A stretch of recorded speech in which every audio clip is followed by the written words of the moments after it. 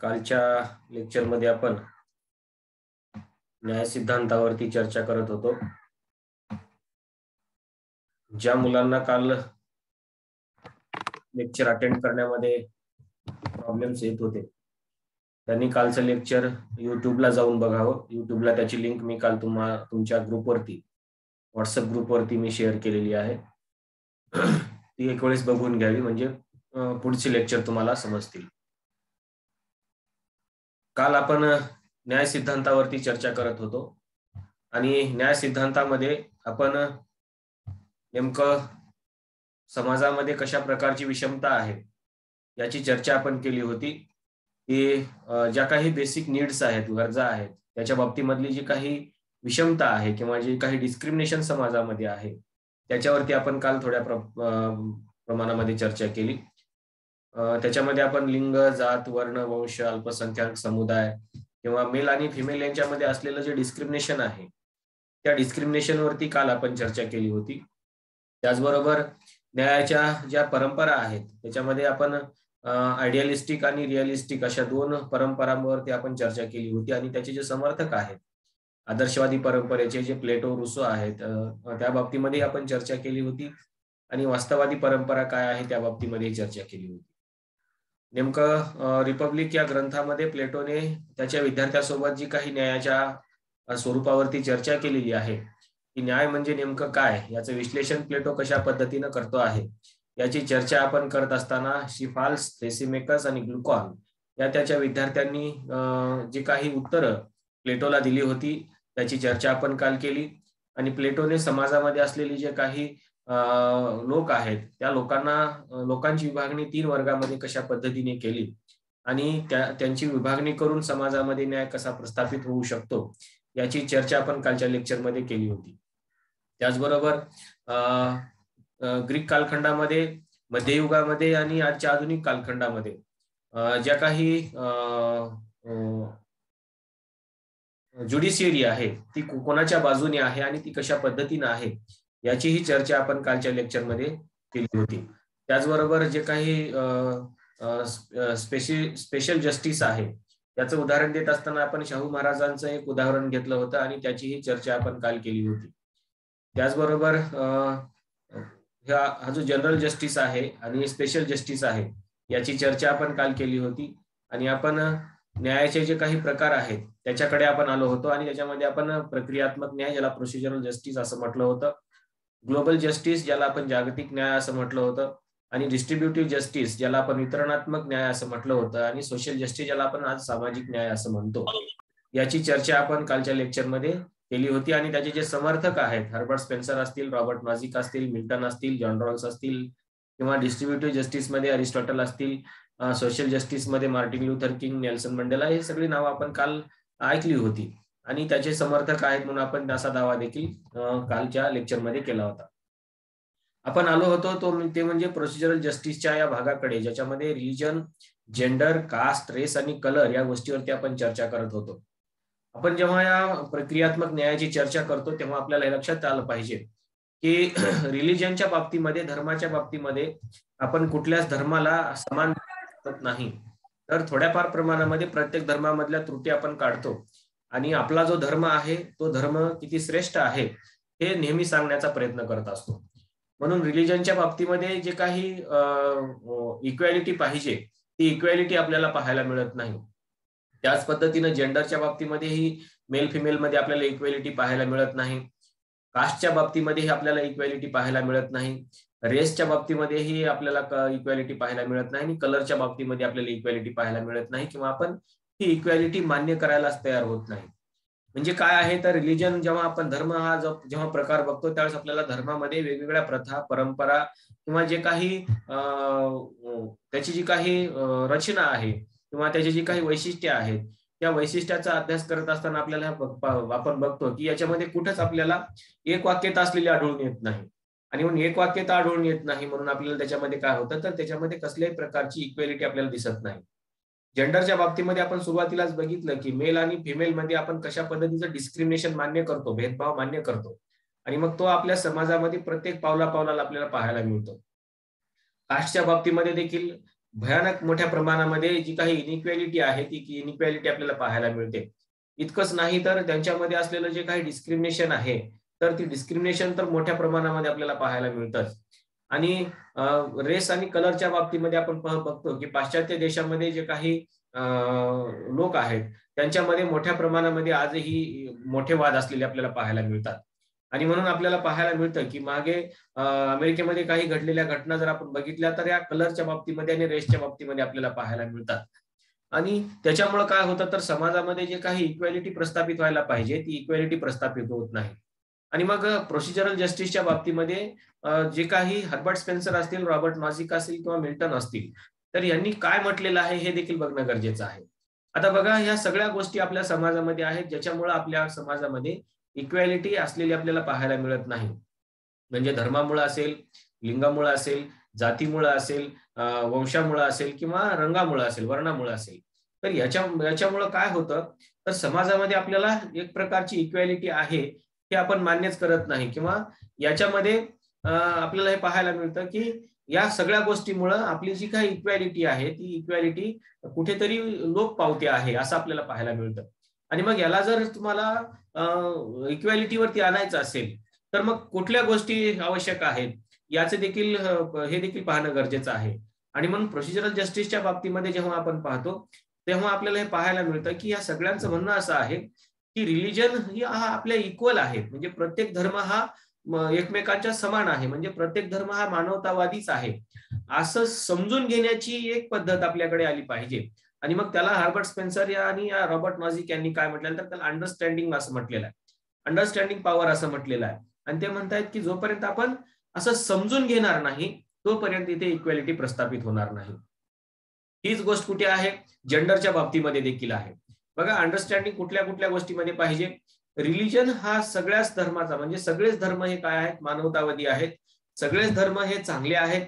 ही समजून घेण्याची जी अंडरस्टँडिंग आहे ती आपल्यामध्ये आली पाहिजे. आणि म्हणून आपण काय करतो की प्रत्येक धर्मामधले आपण दोष काढत बसतो. प्रत्येक धर्मामध्ये ज्या काही चांगल्या गोष्टी आहेत त्या चांगल्या गोष्टी आपण शोधत नाही. आपण काय करतो? त्याच्यामधले दोष काढत बसतो. यांचं म्हणणं असं आहे प्रक्रियात्मक न्यायवाल्यांचं की तुमच्यामध्ये ती अंडरस्टँडिंग पॉवर असली पाहिजे की सगळेच धर्म हे सारखे आहेत. आणि म्हणून सर्व धर्म समभावाची जी घोषणा आहे किंवा जी भाषा आहे ती आपण बोलली पाहिजे. आणि म्हणून आपल्याला आपली जी अंडरस्टँडिंग पॉवर आहे ती अंडरस्टँडिंग पॉवर वाढवावी लागेल. तेव्हा कुठे आपण रिलिजनच्या बाबतीमध्ये इक्वॅलिटी प्रस्थापित करू शकतो. जेंडरच्या बाबतीमध्ये देखील त्याच पद्धतीची अंडरस्टँडिंग पॉवर आपल्याकडे असणं गरजेचं आहे. कारण जोपर्यंत अंडरस्टँडिंग पॉवर येणार नाही तोपर्यंत आपण स्त्री पुरुष समान आहेत हे मान्यच करणार नाही. स्त्री पुरुष समान आहेत हे मान्य करण्यासाठी आपल्याला त्या उंचीवरती जावं लागतं. आपण फ्युमॅनिझम शिकत असताना ते बघणार आहोत की नेमकं फ्युमॅनिझमच्या बाबतीमध्ये काय चर्चा आहे. आणि मग जो काही पुरुष सत्ताक कुटुंब पद्धती आहे किंवा जो काही समाज आहे त्याचं म्हणणं नेमकं काय आहे याची चर्चा आपण त्या लेक्चरमध्ये करणारच आहोत. पण आपल्याला काय आहे तर जेंडरच्या बाबतीमध्ये आपण समजून घेणं हे खूप गरजेचं आहे की सगळेच लोक काय आहेत तर समान आहेत हे आपल्याला समजून घ्यावं लागेल. कास्टच्या बाबतीमध्ये देखील तेच आहे. आता आपण पाहतोय की कास्टच्या बाबतीमध्ये आपल्याकडे मोठ्या प्रमाणामध्ये वाद आहेत. जसे की आपण पाहतोय मागच्या काही वर्षापूर्वी एक चित्रपट आलेला होता सैराट, की त्याच्यामुळे एक इंटरकास्ट मॅरेज होतं म्हणून किती मोठ्या प्रमाणामध्ये एक मोठा एक हंगामा तिथं तयार होतो. त्याच पद्धतीची प्रत्येक गोष्ट ही आपल्या समाज व्यवस्थेमध्ये घडत आलेली आहे. त्यामुळे एक कास्ट ही दुसऱ्या कास्टला कधीच आपल्या बरोबरच जात आहे असं समजत नाही. तर ते काय करतात तर ते आमची जात किती सर्वश्रेष्ठ आहे हे सांगण्याचा प्रयत्न नेहमी नेहमी केला जातो. म्हणजे काय होतं नेमकं की आपण जर एखाद्या कुठल्या इतर जातीच्या लोकांच्या कार्यक्रमामध्ये गेलो तर आपण सहजच चर्चा करतो, अरे यांच्या कास्टमध्ये असं असतं का, मग आमच्या कास्टमध्ये असं नसतं. यांच्या कास्टमध्ये खाण्यापिण्याच्या पद्धती काय आहेत, आपल्या कास्टमध्ये काय आहेत. त्यांच्या कास्टमध्ये राहणीमान कसं आहे, आपल्या कास्टमध्ये राहणीमान कसं आहे. म्हणजे याची चर्चा नेहमी आपण करत असतो. पण एक माणूस म्हणून आपण कुठल्याही व्यक्तीला आपण जवळ करत नाही. आपल्याला आपण जरी सहसा एखाद्या बसमधून किंवा ट्रेनमधून प्रवास केला तर आपण बाजूच्याला आपलं त्याचं नाव विचारतो. आणि नाव विचारून जर आपल्याला त्याची जात समजत नसेल तर मग आपण विचारतो की मग तुमचे पाहुणे कुठे राहतात, मग त्यांचं आडनाव काय आहे वगैरे वगैरे. पण त्याच्या जातीपर्यंत जाण्याचा प्रयत्न आपला नेहमीचाच असतो. आणि जेव्हा आपल्याला हे समजतं की हा व्यक्ती देखील आपल्या जातीचाच आहे तेव्हा आपण त्याच्या अतिशय जवळ जातो. आणि मग आपल्याला जर असं समजलं की हा आपल्या जातीचाच नाही, तर मग आपण त्याच्यापासून मोठ्या प्रमाणामध्ये दूर राहण्याचा देखील प्रयत्न करतो. वर्णाच्या बाबतीमध्ये आणि जातीच्या रंगाच्या बाबतीमध्ये देखील तोच आहे, वंशाच्या बाबतीमध्ये देखील. आणि म्हणून ह्या सगळ्या गोष्टी जर तुम्हाला इक्वॅलिटीवरती आणायच्या असतील, तर तुमच्याकडे काय महत्वाचं आहे, तर अंडरस्टँडिंग पॉवर जी आहे, तर ती अंडरस्टँडिंग पॉवर तुमची असली पाहिजे. तुमच्याकडे समजून घेण्याची जी कुवत आहे, ती तुमची चांगली असली पाहिजे. आणि म्हणून जो काही धर्म आहे, जे काही लिंगभेद आहे, जातीभेद आहे, याला समजून घेऊन तुम्हाला इक्वॅलिटीवरती आणावं लागेल. आणि म्हणून आपल्याला हे समजावं लागेल की जात म्हणजे काय असतं, तर हे काही नॅचरली नाही आहे. तर हे काय आहे, तर हे कृत्रिम आहे, त्याला बनवलं गेलेलं आहे, जात निर्माण केली गेलेली आहे. आणि म्हणून सगळ्यांचं ब्लड ग्रुप हे जे सारखंच असतं, सगळ्यांचं ब्लड हे सारखंच असतं. आणि मग कुठल्याही जातीला फक्त एका विशिष्ट ब्लड ग्रुपचं लोक एका जातीमध्ये असतात असं आपल्याला म्हणता येत नाही. म्हणून ती जी अंडरस्टँडिंग पॉवर आहे, ती अंडरस्टँडिंग पॉवर आपल्याकडे असणं गरजेचं आहे. दुसरी महत्वाची गोष्ट म्हणजे या सगळ्या गोष्टीला इक्वॅलिटीवर आणण्यासाठी तुमच्याकडे न्यूट्रॅलिटी असणं गरजेचं आहे. आणि सगळ्यात महत्वाची जी गोष्ट आहे न्यूट्रॅलिटी, म्हणजे तुम्ही समजून घ्या की आपण किती न्यूट्रल असलं पाहिजे या बाबतीमध्ये. म्हणजे कुठल्याही गोष्टीचं, कुठल्याही धर्माचा व्यक्ती असो, कुठल्याही जेंडरचा असो, कुठल्याही कास्टचा असो, तर आपण त्याला एका न्यूट्रल याच्यामध्ये आपण त्याला बघितलं पाहिजे. न्यूट्रल चष्म्यामध्ये आपण त्याला बघितलं पाहिजे. आता वहीच्या बाबतीमध्ये काय होतं नेमकं, की रिलिजन मध्ये जर आपण बघितलं, तर एखाद्या रिलिजन मधले लोक जर मायनॉरिटी मध्ये असतील, तर आपण त्यांच्यावरती दबाव आणण्याचा प्रयत्न करतो आणि त्यांना एक प्रकारे आपणच सर्वश्रेष्ठ आहोत हे दाखवण्याचा प्रयत्न करतो. म्हणजे आपण जर बघितलं की नॅशनलिझमच्या बाबतीमध्ये ज्या काही गोष्टी अनेक देशामध्ये घडतात, जशा भारतामध्ये घडतात, तर त्याच पद्धतीचं आपण काय करतो की ज्या लोकांची बहुसंख्या आहे, म्हणजे ज्या धर्माचा बहुसंख्य समुदाय आहे, तो समुदाय हा अल्पसंख्याकांना नेहमी प्रेशरमध्ये ठेवण्याचा प्रयत्न करतो.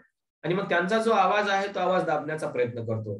म्हणून सगळ्यांनाच त्यांचा जो व्हॉइस आहे, तो व्हॉइस आपण ऐकूनही घेतला पाहिजे आणि आपण त्यांच्या व्हॉइस मध्ये बोललंही पाहिजे. म्हणजे जी काही त्यांचा जो काही आवाज आहे, तो कुठेही दाबला गेला नाही पाहिजे आपल्यामुळे, बहुसंख्याकांमुळे. तर तो अल्पसंख्याक असो किंवा बहुसंख्याक असो, त्या सगळ्यांना म्हणजे सारखंच जे काही फ्रीडम आहे, ते फ्रीडम असणं गरजेचं आहे.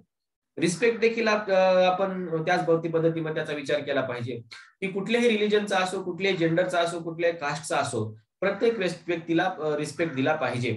त्या गोष्टी सगळ्या जोपर्यंत येत नाही, तोपर्यंत इक्वॅलिटी येत नाही, असं प्रोसिजरल जस्टिस वाल्यांना वाटतं.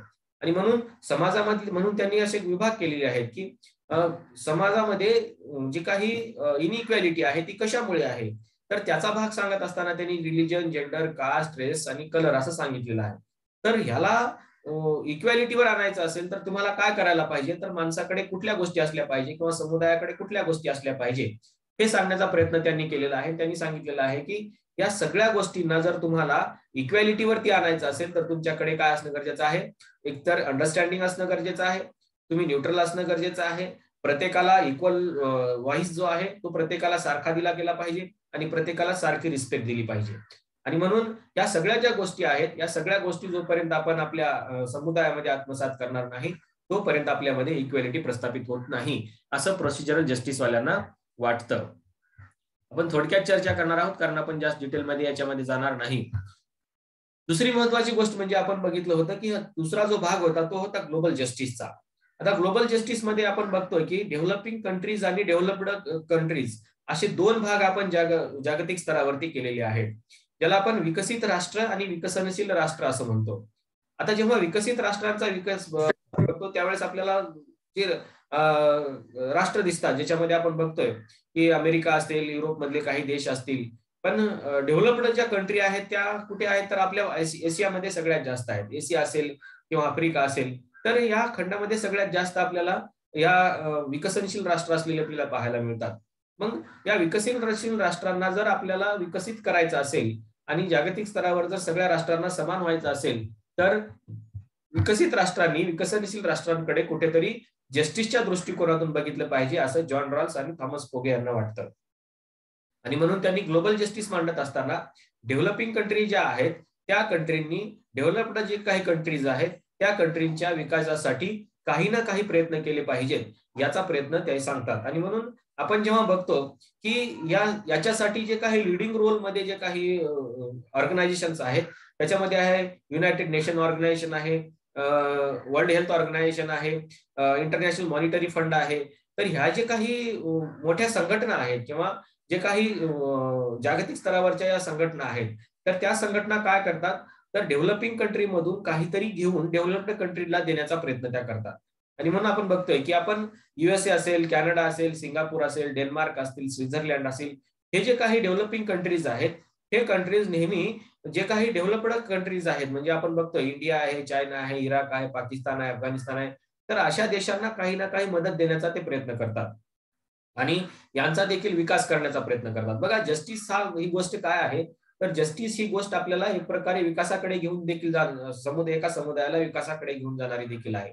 आणि म्हणून आपल्याला पाहायला मिळतं की हे जे काही मोठे विकसित राष्ट्र आहेत, हे विकसित राष्ट्र हे विकसनशील राष्ट्रांना मदत करून त्यांना आपल्या बरोबरीला यावं त्यांनी असा प्रयत्न करतात. म्हणजे त्या देशामध्ये जो काही मानव निर्देशांक आहे तो उंचावण्याचा प्रयत्न हे सगळे देश करतात. आणि म्हणून युनायटेड नेशन ऑर्गनायझेशन असेल, WHO असेल किंवा इंटरनॅशनल मॉनिटरी फंड असेल, तर हे काय करतात, तर अशा देशांना जास्तीत जास्त आर्थिक पाठबळ देऊन किंवा आरोग्याच्या चांगल्या सुविधा देऊन त्या लोकांचा जो काही मानवी निर्देशांक आहे तो वाढवण्याचा प्रयत्न करतात.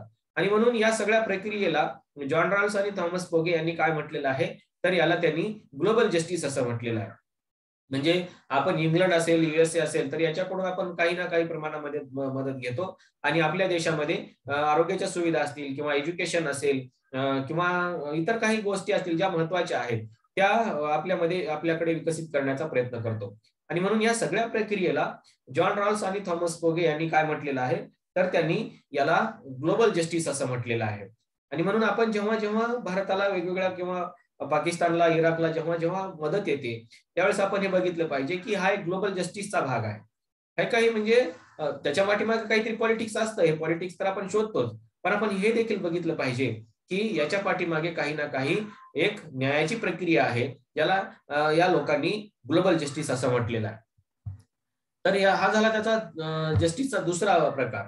आता आपण जेव्हा बघतो तर डिस्ट्रीब्युटिव्ह जस्टिस, याच्यामध्ये अरिस्टॉटल आणि जोसेफ पायपर यांचं नाव आपण घेतो.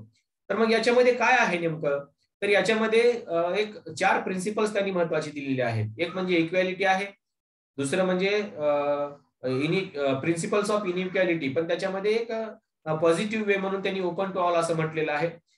त्याच्यानंतर giving equality, equality, opportunity and luck, अशा 3 गोष्टी याच्यामध्ये दिलेल्या आहेत. हे डिस्ट्रीब्युटिव्ह जस्टिस आपण कधी बघणार आहोत, ज्यावेळेस आपण जॉन रॉल्स बघणार आहोत, कारण त्यांनी देखील या डिस्ट्रीब्युटिव्ह जस्टिसची चर्चा केलेली आहे. पण या डिस्ट्रीब्युटिव्ह जस्टिसची चर्चा करत असताना हा डिस्ट्रीब्युटिव्ह जस्टिस शक्य आहे का, असे प्रश्न जॉन रॉल्सने उपस्थित केलेले आहेत. म्हणून आपण जॉन रॉल्सचं नाव इथे डिस्ट्रीब्युटिव्ह जस्टिस मध्ये घेतलं नाही. पण तो सांगतोय की जर तुम्ही जी काही संसाधनं आहेत, त्या संसाधनाचं जर इक्वल डिस्ट्रीब्युशन तुम्ही करू शकत असाल, तर तुम्ही चांगल्या पद्धतीनं तुमच्या समाजामध्ये न्याय प्रस्थापित करू शकता. मी थोडंसं बाजूला होतो, मी तुम्हाला हे स्लाइड व्यवस्थित दिसेल.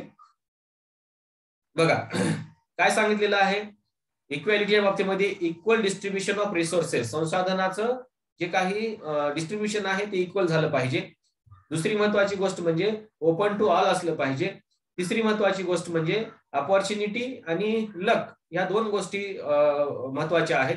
आणि तिसरी गोष्ट म्हणजे पॅरामीटर्स ऑफ वेलफेअर, म्हणजे वेलफेअर कशा पद्धतीने होणार आहे याची पॅरामीटर्स ठरवली पाहिजे. मग आता हे ज्यावेळेस पाहतो आपण, त्यावेळेस आपल्याला हे दिसतं की हे शक्य आहे का, असे प्रश्न जॉन रॉल्सने उपस्थित केलेले आहेत. कुठले शक्य आहे का, इक्वल डिस्ट्रीब्युशन ऑफ रिसोर्सेस, म्हणजे संसाधनाचं इक्वल डिस्ट्रीब्युशन करणं हे शक्य आहे का, असा प्रश्न रॉल्सने उपस्थित केलेला आहे. आणि मग हे इक्वल डिस्ट्रीब्युशन करायचं असेल तर काय करावं लागेल, याचं देखील उत्तर त्यांनी दिलेलं आहे. ओपन टू ऑल असेल तर काय प्रश्न निर्माण होऊ शकतात, काय प्रॉब्लेम्स निर्माण होऊ शकतात, हे देखील त्यांना सांगितलेलं आहे. दुसरी महत्वाची गोष्ट म्हणजे अपॉर्च्युनिटी देणे आणि मग त्याच्या लकवर त्याला सोडून देणे, ही एक गोष्ट त्यांनी चर्चा केलेली आहे. आणि पॅरामीटर्स ऑफ वेलफेअर काय असतील हे देखील त्यांनी ठरवलेलं आहे. आता सगळ्यात महत्वाची गोष्ट म्हणजे लोक असं म्हणतात की जो हार्ड वर्क करेल, जो त्या एखाद्या वस्तूला तयार करेल, तर तो काय असेल, तो त्याचा मालक असेल. पण काही गोष्टी त्याच्यामध्ये बघणं गरजेचं आहे की त्याचं कॉन्ट्रीब्युशन त्याच्यामध्ये काय आहे आणि जर आपल्याला ऑपॉर्च्युनिटी देऊन जर त्याच्या लकवर सोडायचं असेल तर how much efforts has been made हे देखील आपण त्याच्यामध्ये बघणं गरजेचं आहे. याची थोडीशी सविस्तर चर्चा आपण रॉल्सचा अभ्यास करताना करणार आहोत. आता आपण जेव्हा सोशल जस्टिस कडे येतो तेव्हा सोशल जस्टिस मध्ये आपल्याला थोडीशी जास्त चर्चा करावी लागणार आहे. ती देखील आपण रॉल्सच्या याच्यामध्येच करणार आहोत. पण आपण सुरुवातीला याच्यामध्ये फक्त एवढंच बघतोय की नेमकं याच्यामध्ये कुठल्या गोष्टी अशा आहेत की ज्या न्यायाच्या बाबतीमध्ये विचार करतात किंवा न्यायाचे कुठले प्रकार आहेत याची चर्चा आपण थोडक्यामध्ये याच्यात करण्याचा प्रयत्न केलेला आहे. काय झालेलं आहे नेमकं याच्यामध्ये आपण पाहतोय की सोशल जस्टिसच्या बाबतीमध्ये मार्टिन ल्युथर किंग असेल, नेल्सन मंडेला असतील किंवा जॉन रॉल्स असतील. आणि भारतामध्ये जेव्हा आपण बघतो तेव्हा महात्मा फुले आहेत, राजर्षी शाहू महाराज आहेत, डॉक्टर बाबासाहेब आंबेडकर आहेत, महात्मा गांधी आहेत, राम मनोहर लोहिया आहेत. तर यांचा एक सोशल जस्टिसचा एक वेगळा दृष्टिकोन आहे. आपण पाहतोय की आपल्याकडे जी काही रिझर्वेशनची जी काही पद्धत आलेली आहे ती राजर्षी शाहू महाराजांपासून आलेली आहे. आणि म्हणून आपण शाहू महाराजांना आरक्षणाचे जनक असं म्हणतो. आणि त्यांचा जो जन्मदिवस आहे 26 जून त्या दिवशी आपण काय करतो तर शाहू महाराजांचा जन्मदिवस हा सामाजिक न्याय दिन म्हणून पाळतो. म्हणजे सामाजिक न्यायाची जी प्रक्रिया आहे ती प्रक्रिया आपल्याकडे कुठे सुरू होते, ती शाहू महाराजांकडे होते. याच्यापूर्वी आपण एक उदाहरण बघितलं होतं की शाहू महाराजांनी कशा पद्धतीने सामाजिक न्यायाची आवश्यकता आहे किंवा एक स्पेशल जस्टिस म्हणून आपण त्याच्याकडे बघणं गरजेचं आहे हे त्यांनी सांगितलं होतं. आता जेव्हा आपण बघतो त्यावेळेस याच्यामध्ये एक गोष्ट आपल्याला पाहायला मिळते की फ्रीडम आणि कॅपेबिलिटी असे दोन प्रकार आपल्याला याच्यामध्ये पाहायला मिळतात. आता बघा फ्रीडम आहे तर मनुष्याच्या बाबतीमध्ये हे फ्रीडम कशा पद्धतीचं आहे. म्हणजे आपण काय करतोय की आपण जर बघितलं की सर्व मनुष्याला समान स्वातंत्र्य आहे का असा जर आपल्याकडे प्रश्न उपस्थित केला गेला तर काही काळापर्यंत आपल्याकडे हे स्वातंत्र्य नव्हतं. म्हणजे मी तुम्हाला सांगितलं की जेव्हा भारतामध्ये आपण चातुर्वर्ण व्यवस्थेचा विचार करतो तेव्हा शेवटचा जो वर्ण आहे ज्याला शूद्र म्हटलं गेलं त्याच्याकडे पूर्णपणे स्वातंत्र्य नव्हतं. म्हणजे त्याला एज्युकेशन घेण्याचं फ्रीडम नव्हतं, त्याला चांगलं राहण्याचं फ्रीडम नव्हतं किंवा त्याला चांगलं फूड अन्न ग्रहण करण्याचं फ्रीडम नव्हतं. म्हणजे अशा प्रकारचं फ्रीडम मनुष्याला समाजामध्ये नव्हतं. आणि म्हणून काय होतं नेमकं की त्याची जी काही कॅपेबिलिटी आहे तर ती कॅपेबिलिटी त्याची डेव्हलप होत नाही, ती कॅपॅसिटी जी आहे त्याची ती वाढत नाही. आणि त्याच्यामुळे काय होतं त्याच्यामध्ये जरी समजा तो खूप हुशार असला तरी त्याला फ्रीडम नसल्यामुळे तो एज्युकेशन घेऊ शकत नाही आणि त्याची जी काही कॅपेबिलिटी आहे त्याला तो डेव्हलप करू शकत नाही आणि म्हणून त्याचा विकास होऊ शकत नाही. आणि म्हणून काय होतं नेमकं की हे जे काही सगळे ग्रुप आहेत म्हणजे वर्णव्यवस्थेमधले असो किंवा ब्लॅक अँड व्हाईट पीपल मध्ये युरोप मधले असो तर याच्यामध्ये काय झालेलं आहे की याच्यामध्ये फ्रीडम हे कुठल्या तरी एका ग्रुपकडे साठवलं गेलेलं आहे. आणि त्याच्यामुळं तो जो ग्रुप आहे तो ग्रुप काय करतो आहे इतरांना पूर्णपणे फ्रीडम देण्याचा प्रयत्न करत नाही. आणि त्याच्यामुळे काय होतं की त्यांच्या जे काही त्यांच्यामधले जे काही गुण आहेत ते वाढत नाहीत.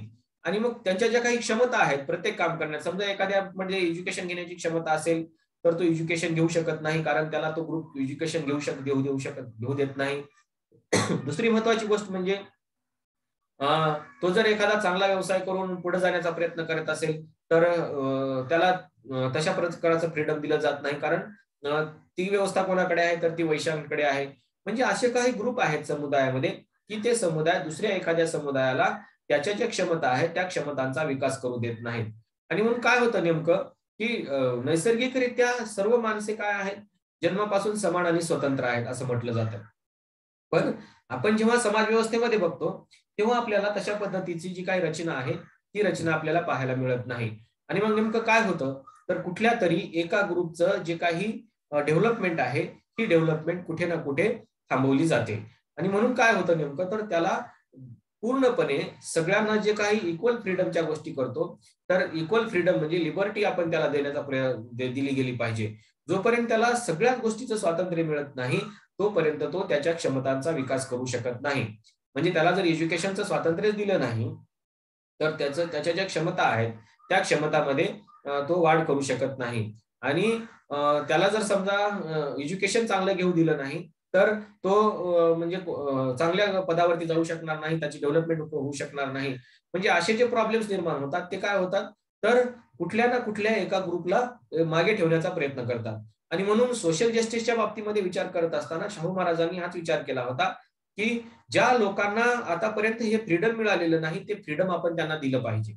आणि म्हणून त्यांनी काय केलं, तर ह्या लोकांना संस्थानामधले त्यांच्या ज्या काही शाळा होत्या त्या शाळा पहिल्यांदा खुल्या करण्याचा प्रयत्न केला आणि त्यांनी सांगितलं आदेश काढून, की या लोकांसाठी 50% जागा या काय असतील तर राखीव असतील.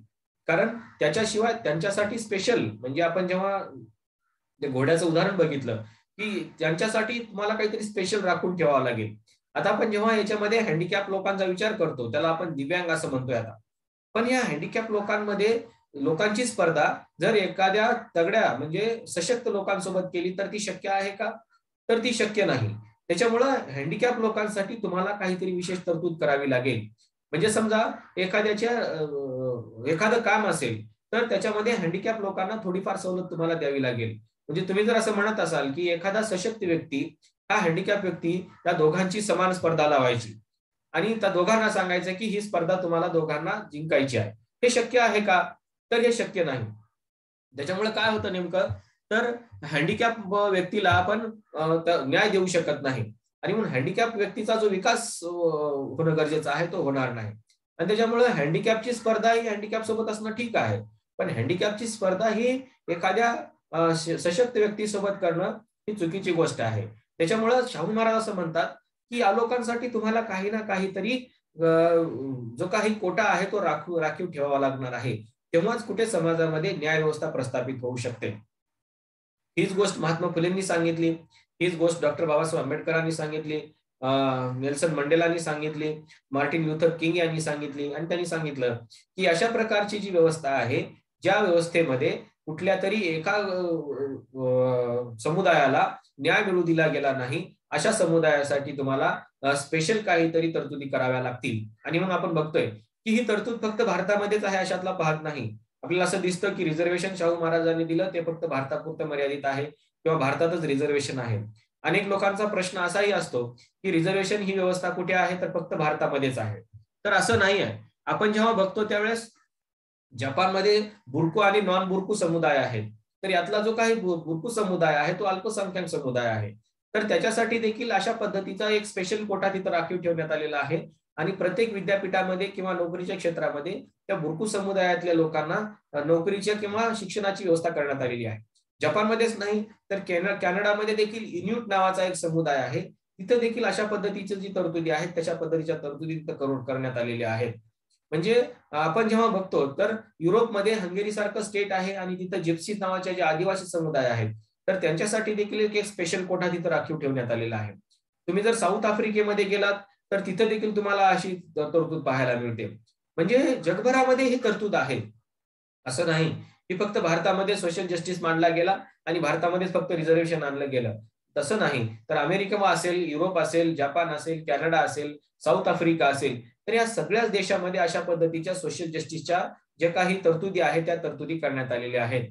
आणि म्हणून आपल्याला हे पाहायला मिळतं की जस्टिसच्या बाबतीमध्ये आपण विचार करत असताना आपण स्त्रियांच्या बाबतीमध्ये देखील तो विचार केला पाहिजे. स्त्री आणि पुरुषांची स्पर्धा ही समान असू शकते का? याचा देखील आपण विचार केला पाहिजे. किंवा नॅचरली जे काही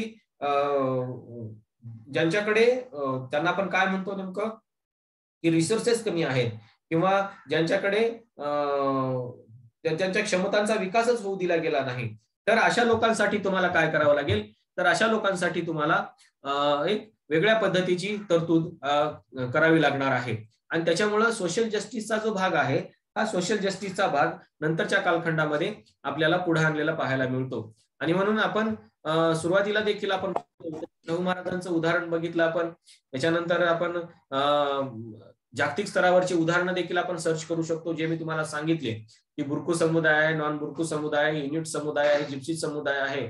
तर जागतिक स्तरावरती अनेक देशांनी याच्यासाठी काय नेमक्या तरतुदी केलेल्या आहेत हे देखील आपण बघू शकतो. आणि मग याच्यामधून कशा पद्धतीने सोशल जस्टिस ही कन्सेप्ट पुढे आलेली आहे हे देखील आपण बघू शकतो.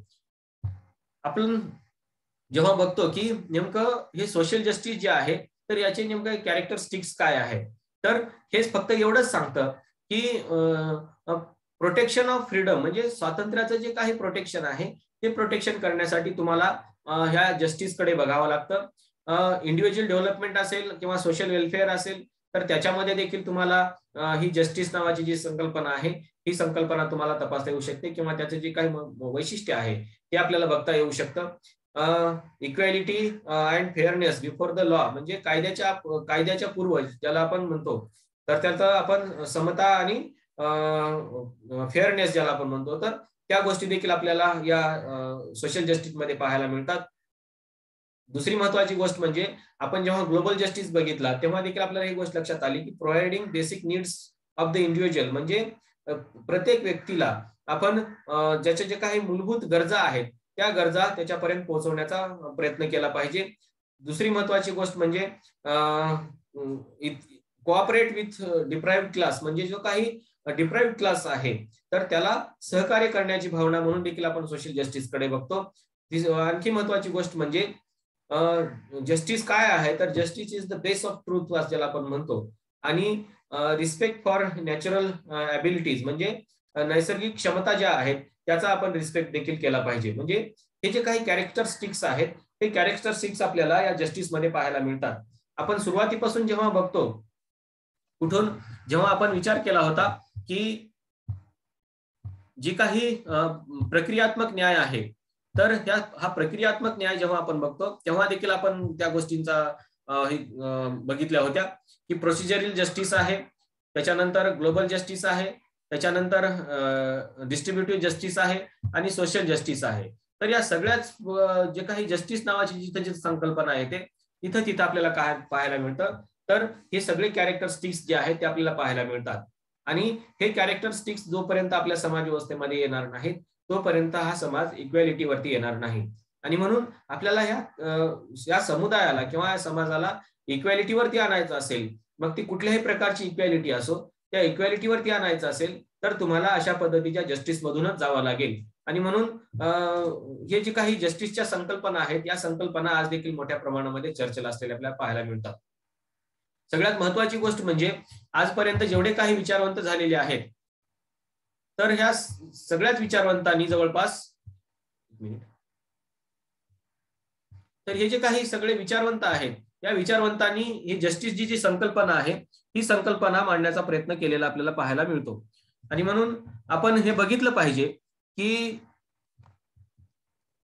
ही जी काही जस्टिस नावाचा जो प्रकार आहे हा प्रकार आज समाज व्यवस्थेमध्ये कशा पद्धतीने काम करतो आहे.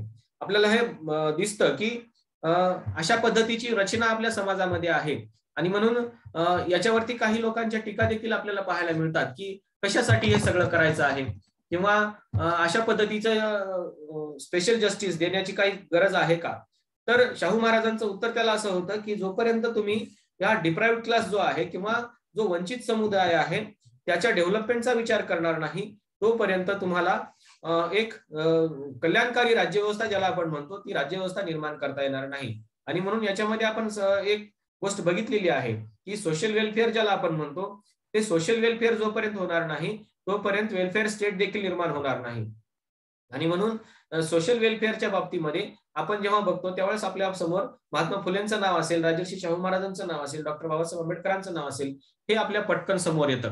आणि याचं कारणच असं आहे की जोपर्यंत तुम्ही या समुदायाला पुढे आणणार नाही. आता आपण ग्लोबल जस्टिसच्या बाबतीमध्ये बघितलं की एका देशाला पुढे आणण्याचा प्रयत्न इतर देश म्हणजे जे डेव्हलप कंट्री आहेत ते डेव्हलपिंग कंट्री आहेत ते आणण्याचा प्रयत्न करतायत. ते का करतायत कारण जर एखाद्या देशाला जर कशाची त्रुटी निर्माण होत असेल तर तो देश काय करणार आहे तर तो देश इतर देशांना प्रॉब्लेम्स निर्माण करू शकतो आणि मग युद्धासारखी परिस्थिती इथं निर्माण होऊ शकते. आणि म्हणून जे काही इतर देश आहेत म्हणजे विकसित देश आहेत ते विकसित देश काय करतात तर विकसनशील देशांना मदत करून त्यांची डेव्हलपमेंट करण्याचा प्रयत्न करतात. कारण जोपर्यंत त्यांच्यामध्ये डेव्हलपमेंट येणार नाही तोपर्यंत शांतता प्रस्थापित होणार नाही. आणि समुदायामध्ये देखील तीच गोष्ट असते. डेमोक्रेसीमध्ये जेव्हा आपण पाहतो तेव्हा आपण हे बघितलं पाहिजे की जर एखाद्या समुदायाला अन्न वस्त्र निवारा किंवा शिक्षण व्यवस्थित मिळत नसेल तर तो समुदाय बंड करून उठतो आणि मग तो जो काही म्हणजे सुशिक्षित वर्ग आहे किंवा जो काही विकसित वर्ग आहे त्याच्या विरोधामध्ये तो जातो आणि क्रांतीचा प्रयत्न करतो. आणि त्याच्यामुळे काय होतं तर समाजामध्ये एक प्रकारची अराजकता निर्माण होते. ही अराजकता निर्माण होऊ नये किंवा असा जो नाराज समुदाय आहे, हा समुदाय हा म्हणजे जो काही सुशिक्षित समुदाय आहे किंवा विकसित समुदाय आहे, तर त्या समुदायाच्या विरोधामध्ये क्रांती करायला जाऊ नये आणि तिथं अराजकता निर्माण होऊ नये, गोंधळ निर्माण होऊ नये, युद्धासारखी परिस्थिती निर्माण होऊ नये, म्हणून सोशल जस्टिसची गरज आहे किंवा या सगळ्या प्रकारच्या जस्टिसची गरज आहे असं म्हटलं जातं. आणि त्याच्यामुळं या सगळ्या जी काही व्यवस्था आहे ती व्यवस्था सगळ्याच देशांनी आतापर्यंत निर्माण केलेली आपल्याला पाहायला मिळते. आपला जवळपास मला वाटतं वेळ संपत आलेला आहे. लेक्चर बंद होऊ शकतं. ज्या मुलांना हे लेक्चर चा आवाज आला नाही किंवा ज्यांना याच्यामध्ये जॉईन होता आलं नाही, त्या मुलांनी हे लेक्चर पुन्हा तुम्हाला दुपारनंतर युट्यूबला देखील बघायला मिळू शकतं. त्याच्यामुळं तुम्हाला जर कुठल्या गोष्टी समजत नसतील तर लेक्चर पुन्हा पुन्हा ऐकून थोडंसं त्याच्यावरती रिपिटेशन करण्याचा प्रयत्न करा आणि याला थोडंसं समजून घेण्याचा प्रयत्न करा. परीक्षेमध्ये देखील याच लेक्चरवरती प्रश्न येऊ शकतात म्हणजे ते येणारच आहे, त्यात काही वादच नाही. इतर कुठल्याही त्याच्यामध्ये प्रश्न तुम्हाला विचारले जाणार नाही. त्याच्यामुळं याच्याकडे थोडंसं काळजीपूर्वक